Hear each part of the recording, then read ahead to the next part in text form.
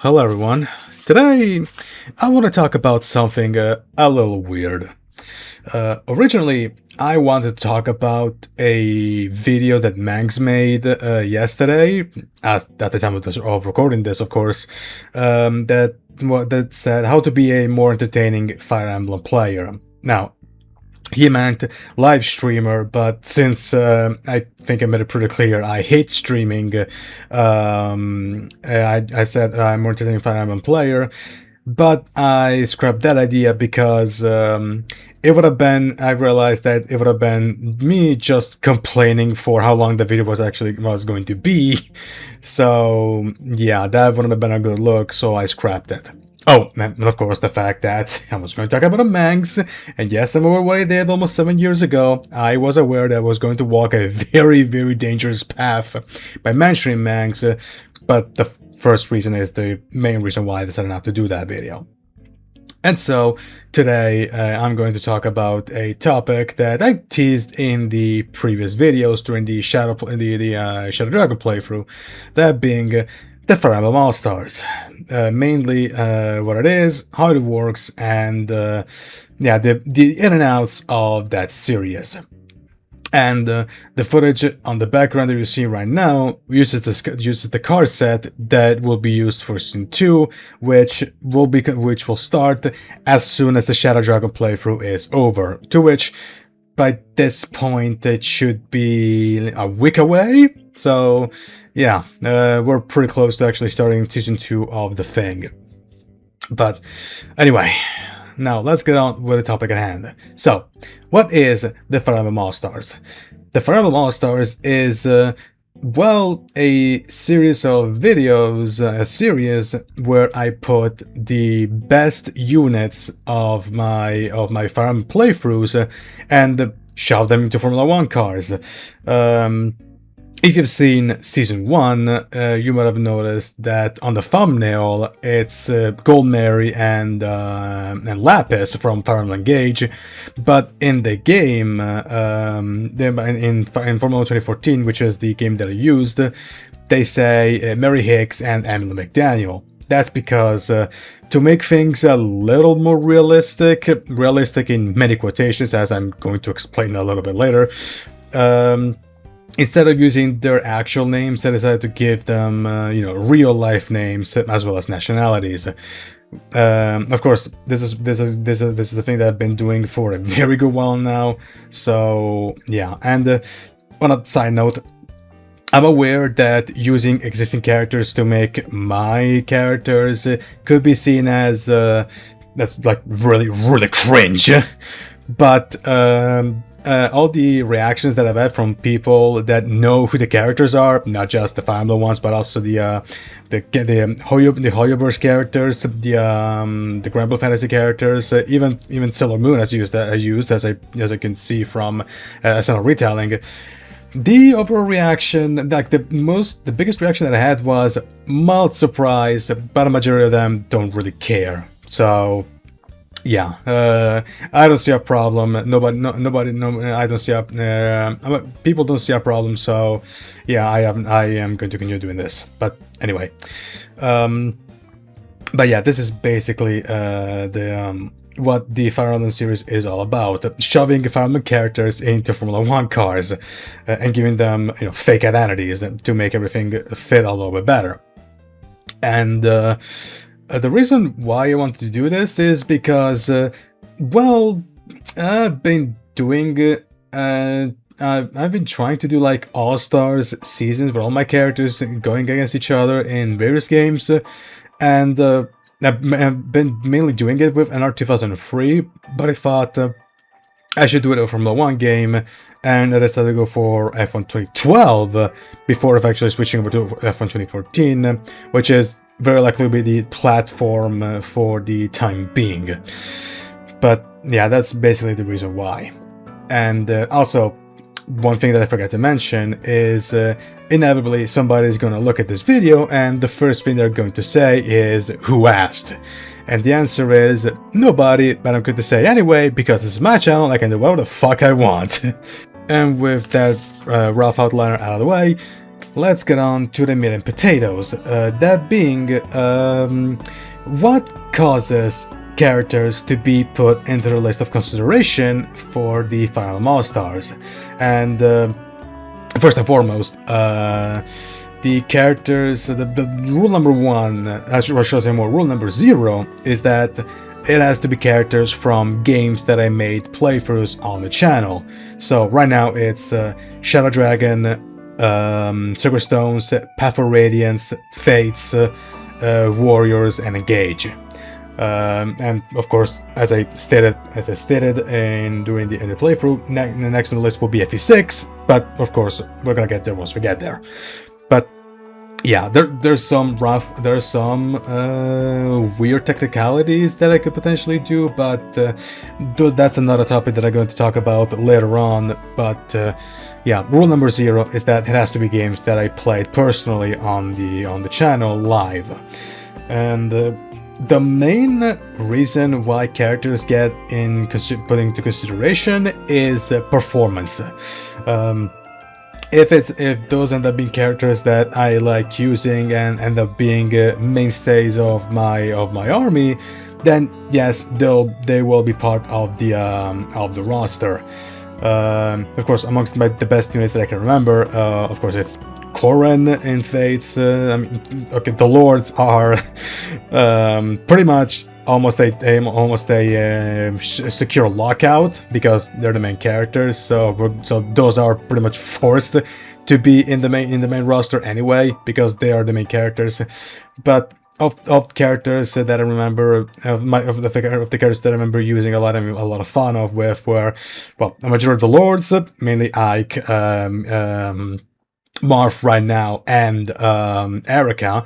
Erica was actually really surprising, well, not surprising because I played Sacred Stones before, and she went on to be my boss killer, and she went on to be like a very, very good unit. So yeah. Other favorite characters that I like a lot would be Catria and Shadow Dragon right now, as I showed her a lot. Minerva, not Minerva, but also Minerva will also count. Titania, of course, Titania saved my ass so many times during the playthrough. Mia would also be is another good pick. Lapis, of course, also a good pick. But performance is mainly the performance and length of staying in the party or in the main army are the main considerations, and length of staying is important for some other characters, and I'm not gonna use the fake names, but I'm gonna use the actual names to actually make sure that people know what I'm talking about. The perfect example would be Sothe in Path of Radiance. Sothe serves absolutely no purpose in that game.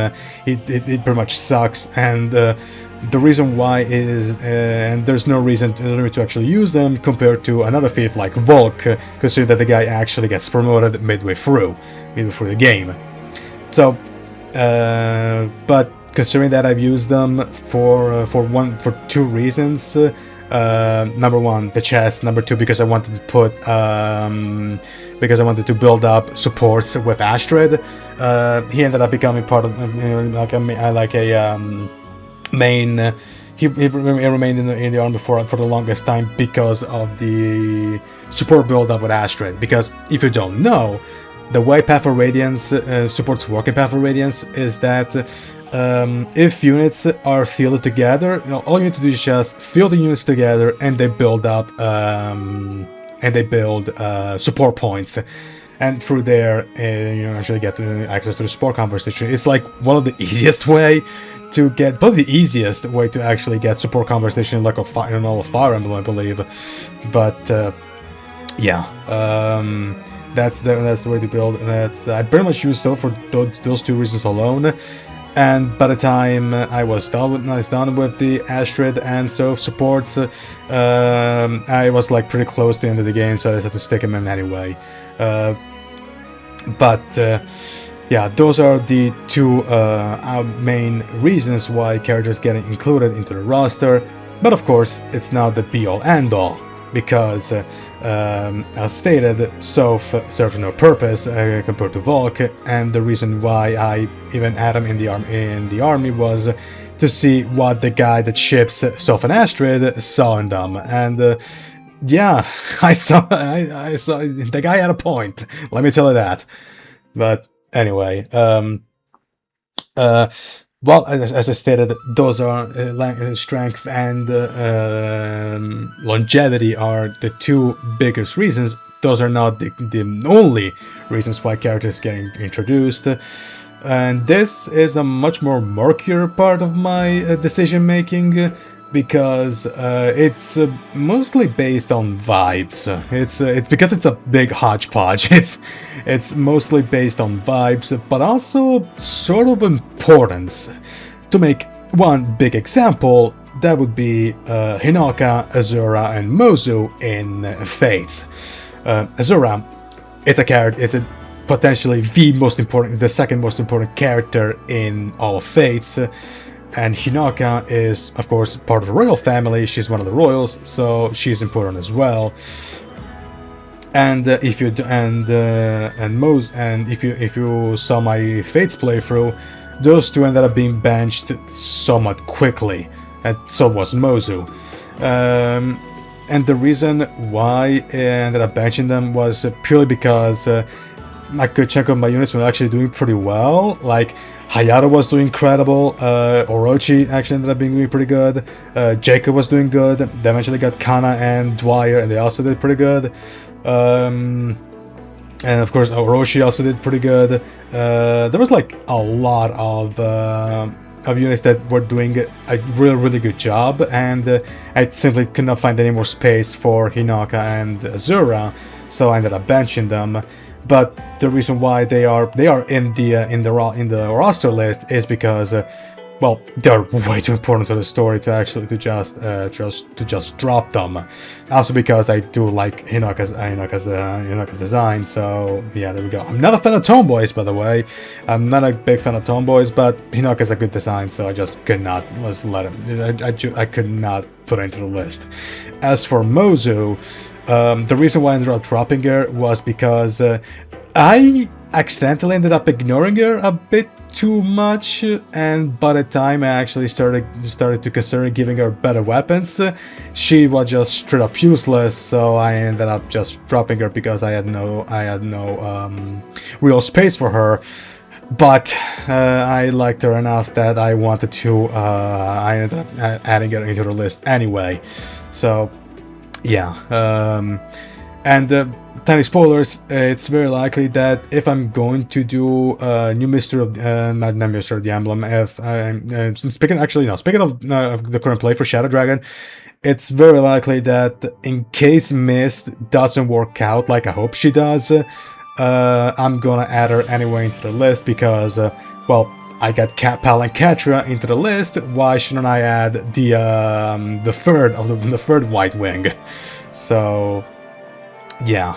And another thing is that we're going to talk about sequels in a very shortly, but I'm very likely I'm going to add Fiona from Radiant Dawn into the roster. Everybody knows that Fiona is borderline is just completely fucking useless. Her stats are extremely low, and even with a lot of BXP, you still need to be pretty lucky with her level ups. I mean, you don't be lucky with level ups all the time anyway. Look, Ike and Path of Radiance. If you do get like a good strength level ups early, you might as well just not bother with the Black Knight fight. But basically Fiona is borderline useless and serves no real purpose other than just fill the ranks. But I generally like her design a bit too much to not give a shit. Okay, this is a double negative.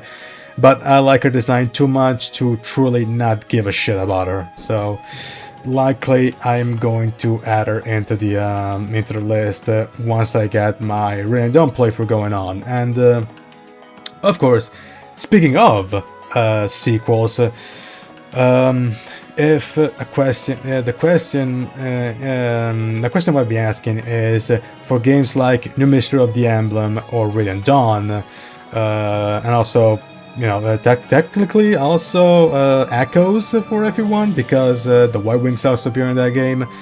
If the characters are included into the roster and in some cases even used already are going to be just as good in the sequel, are you going to use them again? The answer is no. Now, to make an example, of the Grill Mercenaries in Path of Radiance that have become part of the list, and also becoming part of the list, you know, Ike, Titania, Reese, Mia, Ileana, some of them missed, not so much Rolf. Those were included, and I'm not going to include them again when I go and play Rain Dawn. I'll try to focus, of course, when talking about Rain Dawn, the main focus will be on the Dawn Brigade, so Micaiah, not Sothe, but Leonardo, Edward, Nolan, I guess, maybe. Basically, the focus will be on those guys, and well, for the Growth Mercenaries, the focus will be on guys that, of course, did not make it the first way through. So, in this case, people like Soren, Oscar, Boyd, Nathany, of course, Brom, I guess. Is Kieran in Rain Dawn? Should be, right? Yeah, it should be. And, of course, other units like Jeffrey, Bastian, and... what's his name again? And Lucia. So, yeah. Basically for sequels, if the characters if I play the prequel of that sequel and the characters were already into the characters in the prequel already in the list, I'm not going to include them again once I play the sequel. So, yeah, all the guys that were in that were in Path of Radiance, that were in season 1 of the All Stars, no, I'm not gonna have them again. So, yeah, that's the thing. Now, of course, another thing that you might be asking is what about some of the much more weirder games, like, for example, Heroes, Tokimura Sessions, and the other Warriors game in Free Hopes. And of course another game like in Free Houses, because in Free Houses, well, you kind of, unless you do recruits, it's very much restricted as a roster list, because you can just add in all the because there's no real reason to bench anybody in Free Houses from your house, like maybe except Ash, but even then it probably could be useful. Again, assuming you don't recruit anybody from other houses, you can just shove them. You can just you can technically already put them into the list, because there's no reason to bench them. They're all pretty much useful. But and to that to say, again, the factor of not having played the game. Play the game live plays into the fact. Same thing for Tokimura Sessions. I haven't played that game. I haven't played that game in my spare time. Anyway, so yeah, I cannot put like Itsuki, Tsubasa, and those guys. As for Fortunes with Warriors, which it's the game that I really hope it doesn't happen, but it's definitely, but it's 100% going to happen if Fortunes with ends up being like the big hit that everybody believes is going to be. What I meant was Free Hopes, and by that logic, the only real character that I should add in for the game is Shaz, because Free Hopes is the spin-off of Free Houses. It has the same characters, same everything. Shaz is like the only outlier. Well, some other characters like Rodrigue and Holst, Hilda's, these guys, but the main outlier is Shaz, and I guess I could but I guess I could add them, but again, okay, okay. For the Free Houses characters, the main reason why I'm not adding them into the Fire Emblem All-Stars is mainly because I don't want to play Fire Emblem on Free Houses on the channel, because yeah, let's just say that Fortune's Weave, the real Fortune's Weave, kind of turned me against Free Houses overall. Now, not to the point that I'm never going to use their characters. SNL has like 5 of them.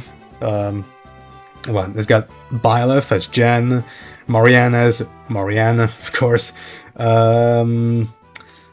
is it? Lysithia as Jenny. I mean, not to the point that I'm going to scrap those guys altogether, but enough that I'm not gonna bother with the Fire Emblem All-Stars. But yeah, but for a game like Heroes, it's a bit more complicated than that, because it's a gacha game, so of course I'm not gonna bring it onto the channel. But I still have no idea if I really want to put Alphonse and Sharina into the roster, or God forbid any other of the OCs, of the Heroes OCs. I could, but I'm not really too sure about it. Again, this connects to the old vibes thing that I was talking about earlier. I mean, I get the feeling of adding Fiona into the roster, and she's completely useless. But I have no idea about about Alphonse, Sharina, and the rest of the Fire Emblem Heroes OCs. So, yeah. And another question that could be asked is, what about the avatars? So in this case, Robin, Corrin, Byleth, Alir, and in case of also Shez in Freeop's case, and in Fortune's Weave's case, Ashmel, and the choice of the avatar is pretty much based on the avatar that I picked, which for all the 2 games that had two of the 2 games that had avatars, I picked the female version, so the female version is what enters the roster. So yeah, I could technically add you had the male versions into the roster, but that would feel like just filling the roster, not bloating the roster, but basically Domi choosing purely because of what's the word again? Purely because of not consistency, but choosing them because they're just choosing them because they're there. And honestly, I don't want to do that. So yeah, amazingly enough, I'm actually rambling for almost 20 minutes now. And another key thing that there's like 2 last things that I want to talk about is so basically to quickly recap what's going on as of right now. The main reasons why I choose characters to put into the Fire Emblem All-Stars is performance during the playthrough, and of course vibes and vibes. And another thing is that healers, more often than not, they tend to be on the roster by default. Because, of course, being healers, I tend to use them a lot. So, yeah, if you're a healer, chances are you're gonna be in the roster pretty much by default. And this also connects to the other thing, that being the character appearances. Now, to make one example, Maria from Shadow Dragon is, I mean, she's a child. I mean, she looks like a child, but I have absolutely no issues putting her into a Formula 1 car. But for another hero like Reese, yeah, I am not too sure about that. Yeah, age is kind of a factor, not in the terms of how young they are, but on how old they are.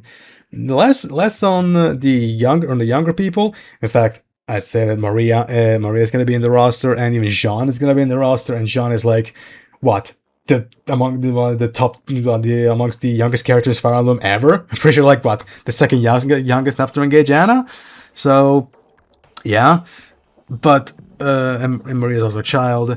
But old people like Reese and Mycen, and of course the majority of the Jagans, like Vander, Jagan himself, Marcus in FE7, then what, Gunter, these guys, they're not gonna be included because I said I want to keep this realistic, but not, but well, that's why I said realistic in quotations, because I'm putting a child into a child into Formula 1 car, but not an old man, because fuck old man, I guess. I said realism, but that's pure realism, but that's the not a big element. Let's just say a oh god, what's the term? I'm just one of the big and I say this is just me rambling about bullshit. I don't know the term, but basically, younger, children are okay, young old men are not, which sounds horrifying out of context, I know, but yeah, that's the point. That's the pretty much the age is also one of the reasons why characters getting by, for example, people like Maria and Jean are in the series, but not people like Reese, Marcus, Mycen, and all these guys. And that's really all I have to mention about the roster, about what is the final All-Stars and what is the whole thing about, what's the whole in and out, what's all the process behind it. So, to quickly recap, the Fire Emblem All-Stars is a series where I put the best units in my Fire Emblem playthroughs together, driving Formula 1 cars. The reasons why they're chosen is either for how good they are during the playthrough, for how long they stay in the army, in the case of Sothe Path of Radiance, but also in terms of vibes. Like, for example, I like the character design in the case of Fiona. They're important characters in the case of Azura. I like them because I give them a shot. I give them a shot and then work out, and I just don't feel like dropping them. In the case of Mozu, and now hopefully it's not, but in case it doesn't, then ask as well. Age is also a thing. Like children are gonna drive Formula 1 cars, but not old man. Lords are almost guaranteed to be in. If it's an avatar character, then the gender of the avatar that's chosen during the playthrough is the character that actually gets into the roster, and and that's really it. And now.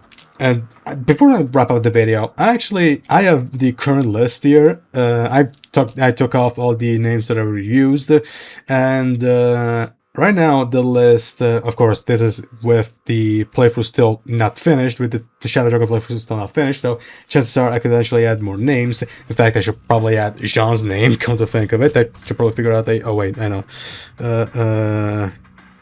Jean...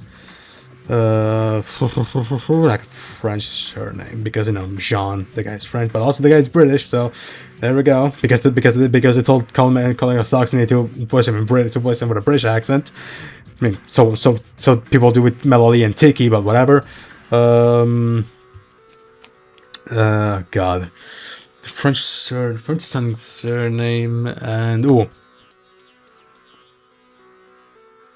John Carrasco. Now it sounds Italian, but but it can be also used as French. French Italian names are in French names are Italian names. So yeah, whatever. In any case, so the current list as of right now is Lute, Nami, Hortensia, Jade, Fram, Takumi, Hinoka, Sakura, Milkana, Mozu, I believe it is. Yeah, Mozu, Kiran, Kiragi, Amber Palmer is Marin, Citrine. Also one last thing. Well, yeah, longevity is a thing, but that can also be overridden by performance. The clear example is of course Citrine, who joined my army. I decided to include her into the army early into the game, and she was good enough that I decided to include her anyway. So yeah, longevity is a thing, but performance is longevity is a thing, but that can be overrun by just performance outright. So yeah. Anyway, so Citrine, Mist, Marth, Kin and Abel, Sida, Lena, Norn, Maria, Marek, Athena, Sadgar, Minerva, Wolf, Pala, Katria, Linde, and as I said, Jean, and very likely I'm going to include Ast as well. So yeah, this is the current list, and that's really all I have to say about this video. So thanks for watching, and see you in the next video, folks.